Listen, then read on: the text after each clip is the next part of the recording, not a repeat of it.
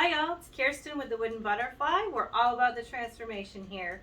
Welcome to my channel, or if you have found this video from popping in my booth, thank you for stopping by because I'm going to show you a little tutorial on how to paint wooden furniture with chalk mineral paint.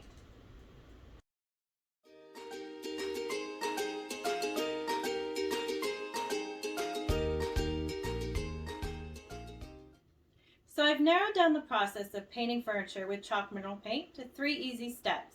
You're going to clean it, you're going to paint it, and then you're going to seal it.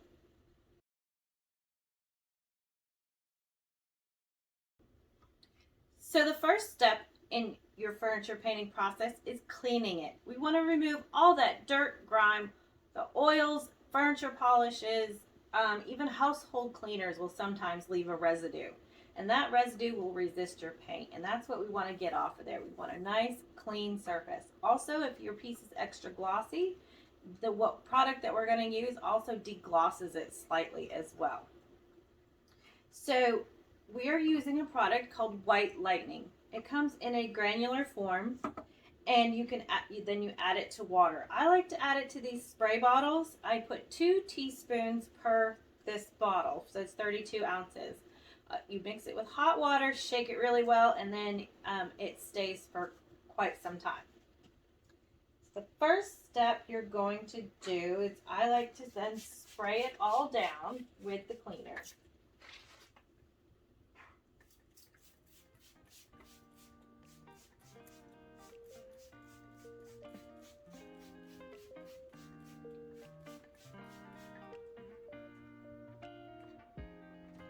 Then I like to take a scrubby sponge. It's just a regular kitchen sponge with a scrubby on it. I like the scrubby so that in case, especially like if it's a kitchen table or something of that nature, it really gets in there and gets all that grit off, or kitchen cabinets especially. I like to just then go over it. Just give the whole thing a good scrub.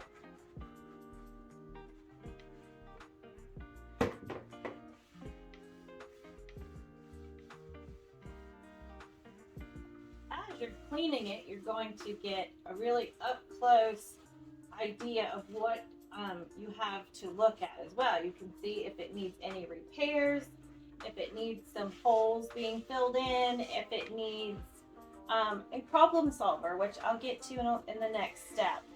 But for most furniture, especially if that's wood, we can just clean it, paint it, and then seal it. So then after you get the whole thing scrubbed down, then you're going to take water. So you can use it in a water bottle like this, or you can put water in a bucket with a microfiber cloth. Whichever is easiest for you. If I'm doing a lot of furniture, I'll go ahead and put it in the bucket. So then I'll just spray it down. I want to rinse off any residue from the cleaner, because the cleaner is going to resist your paint as well. You also don't want to spray that cleaner on and then walk away, because it could strip off that finish slightly, and not a lot, but if it's thin, it could take off that final finish, and we don't want to do that. We want to keep that on there so that we get a nice finish.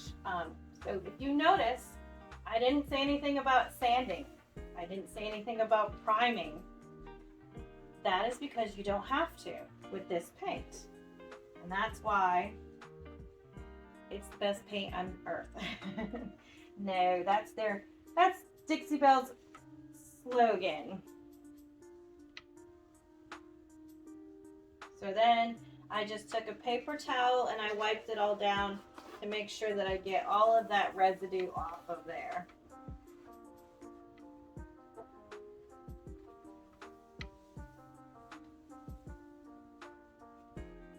This also dries it faster.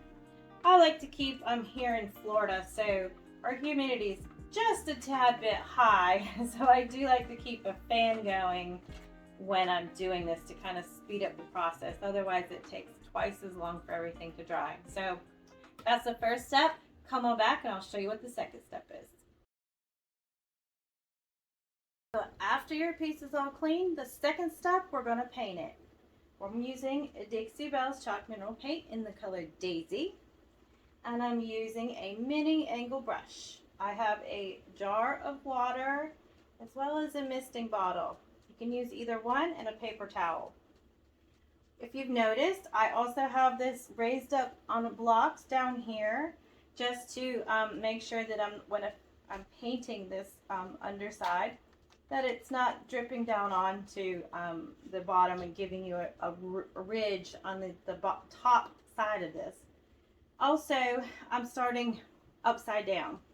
When I have legs like this, I like to turn it upside down so that I make sure I get every ounce, every piece of these little grooves and everything. Because once you flip it the other direction, sometimes you can't see those and you'll notice them afterwards. So what we're going to do is we're going to take our mini angle brush and we're going to dip it in the water. This is my most versatile brush. You could use a round brush as well. That would work really good with these spindles. But since we have so many flat surfaces, I grabbed the mini angle because, like I said, it's the most versatile. So after I dipped it in the water, I'm going to go ahead and just blot off the excess. We want it damp. We don't want it wet. And the reason why we dampen it is so that our paint goes a lot further, for one, but it also will be giving you minimal brush strokes. The paint is rather thick.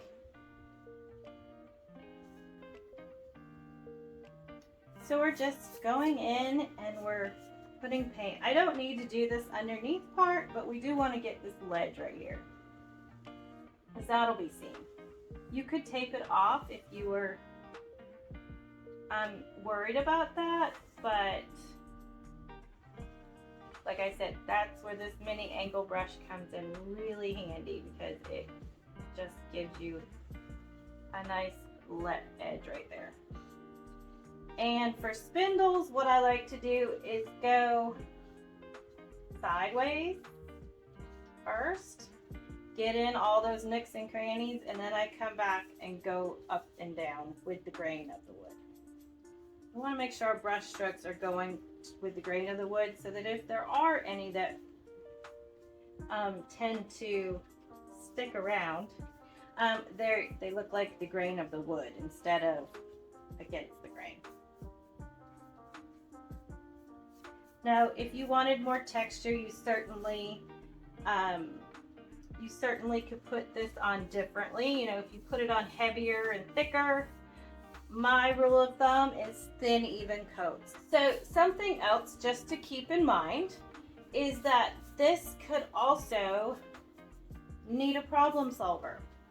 Now, I like to put my first coat of paint on before I decide on this particular problem solver. We have a product called Boss. It blocks stains, odors, and stops bleed through. What that does is, if this piece were really worn, especially the older pieces that are, say, mahogany or cherry, something of that nature, the tannins from the wood will bleed through your paint, and that's what we want to stop. But that's why I said I like to put a first coat on to begin with, and then put the Boss over the top where the bleed through is happening.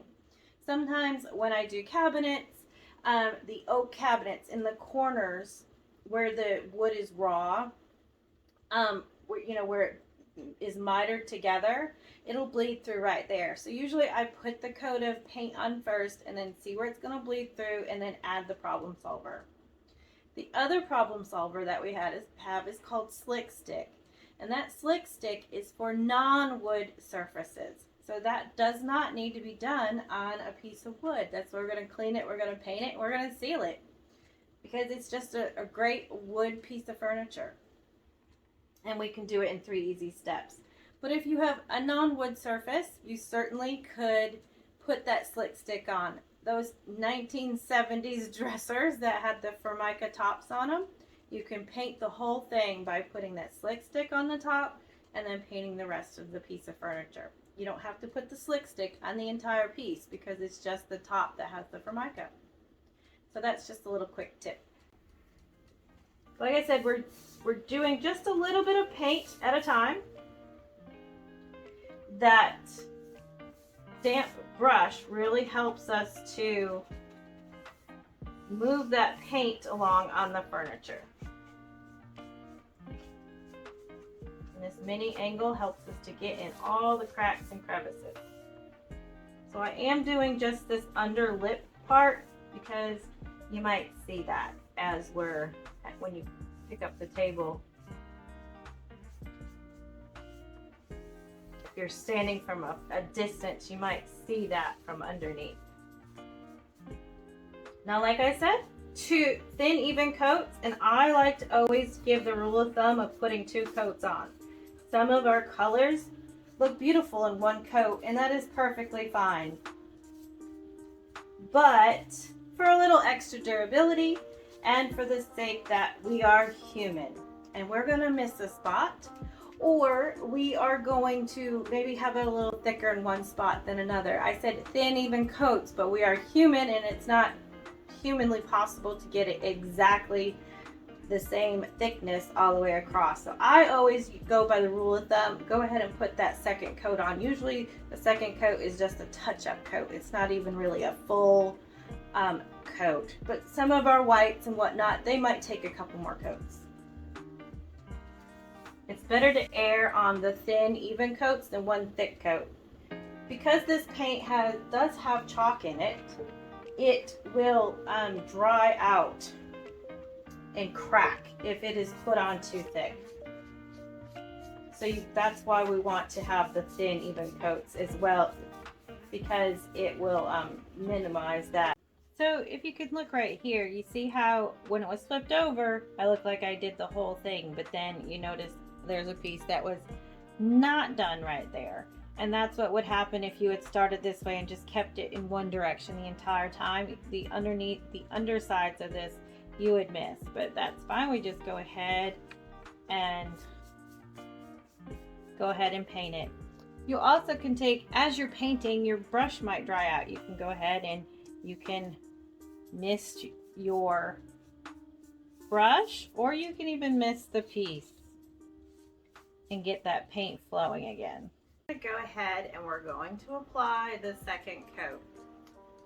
So, well, this is actually the third because some areas I noticed needed a little bit more.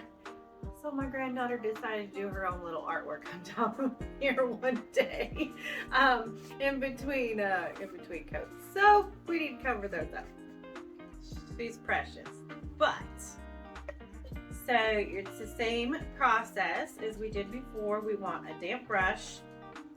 But what really comes in handy for this coat is the spray bottle, because it gives just a nice,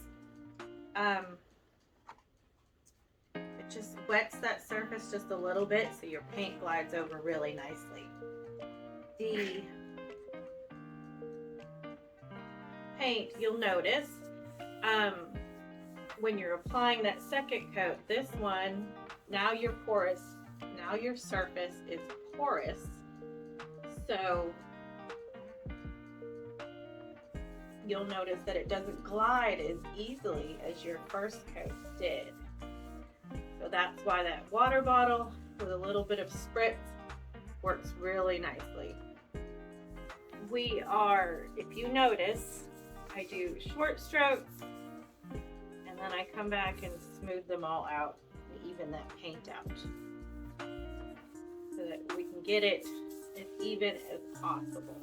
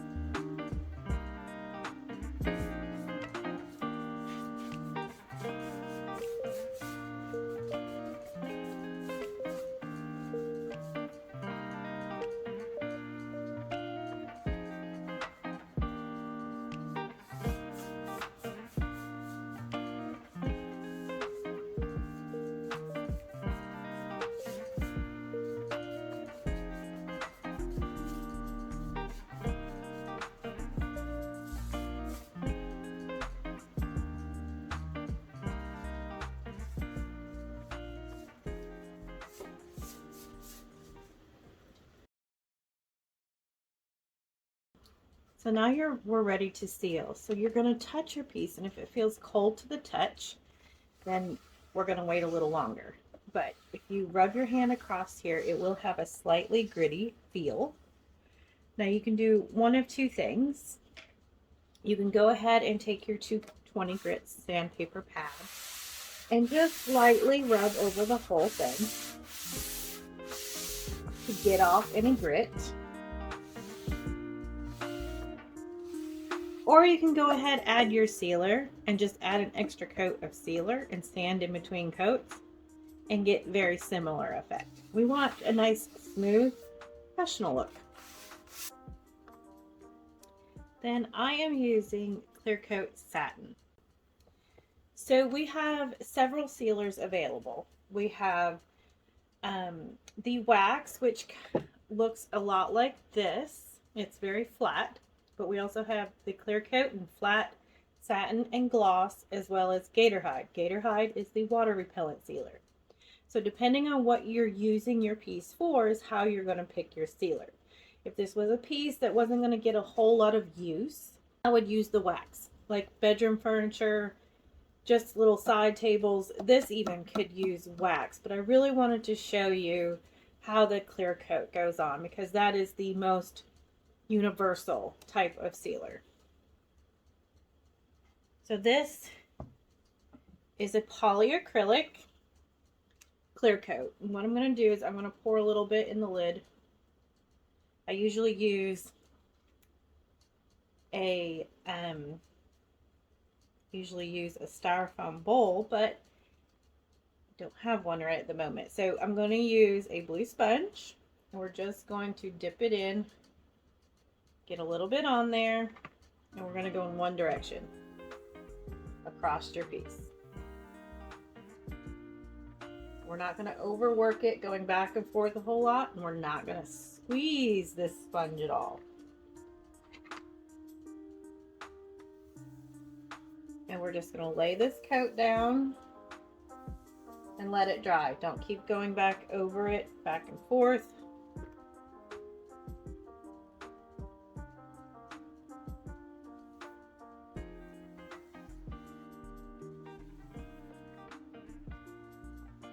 As you can see, not a lot of pressure. And what I like about this sponge is because it is a sponge, it conforms to grooves and things of that nature. And then just smooth out that flat top.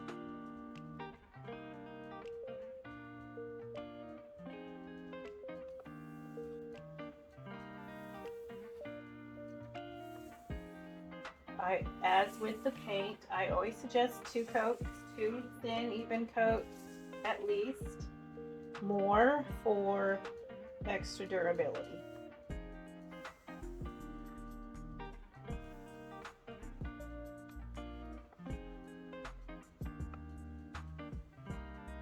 Making sure it doesn't pool anywhere or leave a ridge anywhere.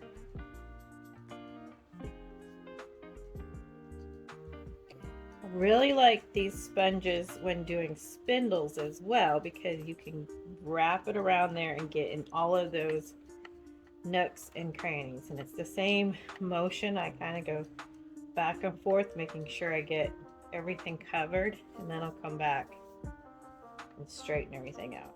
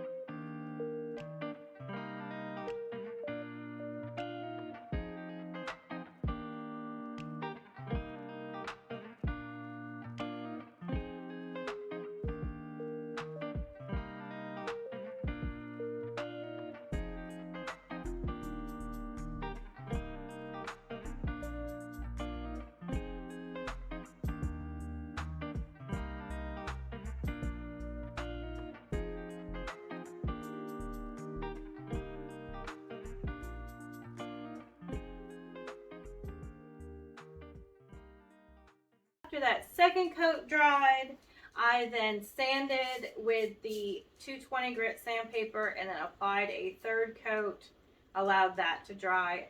So we've cleaned it, we've painted it, and we've sealed it. It's ready to go. Except we want to give it at least a week before you set anything on top of it. You want to give it at least 2 weeks to 3 weeks before you fully use it. All water-based paint takes 21 to 30 days from the time that you sealed it, not from the time that you painted it, to fully cure. And that means it's at its, all the water has evaporated and it is at its hardest state. So that is when you can use it fully, easily. And then as long as you take care of it properly, it is not going to chip on you and it's not going to fade. This is awesome paint. The pigment stays very vibrant. So you want to make sure you take care of it properly though. You want to make sure you clean it properly. You want to use mild dish soap and water and a microfiber cloth, and that's it.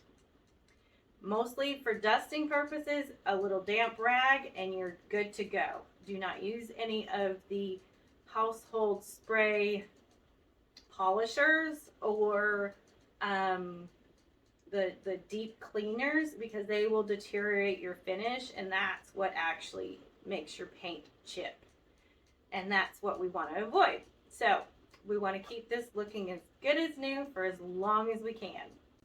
So microfiber cloth is going to be your best friend for taking care of all those painted surfaces. So be sure to check back to my channel to check out any other product videos and how-to tutorials. We have a lot of fun fall stuff coming, lots of stuff I have planned for the upcoming week. So join us back here very soon. Also check us out on Facebook and Instagram or thewoodenbutterfly.com.